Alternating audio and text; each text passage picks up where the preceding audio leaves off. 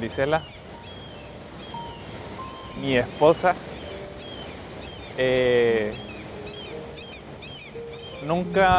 La verdad nunca soñé con este momento. Nunca soñé con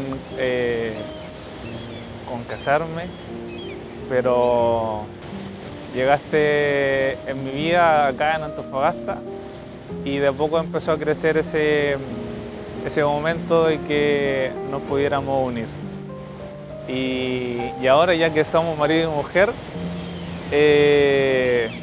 puedo decir de que me siento muy contento, muy feliz de poder haberlo hecho. Mi amado Cristóbal, que fue como te dije, porque la verdad es que eso eres muy amado, eres muy querido, y así yo quiero que siga siendo por siempre, que nos mantengamos juntos en el amor que el Señor ha implantado en tu corazón y en el mío, que podamos formar esta familia, que sea próspera en el Señor, sobre todo en lo espiritual, y decirte que te amo hoy día, te amé ayer y te voy a amar, como dice, más mañana que hoy día. Así que eso, te amo con todo mi corazón y espero solo cosas buenas para ti y para mí.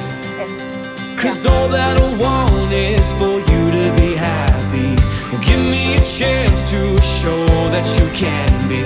Well, open your eyes and you'll see the way I see. Cause all that I want is for you to be happy with me.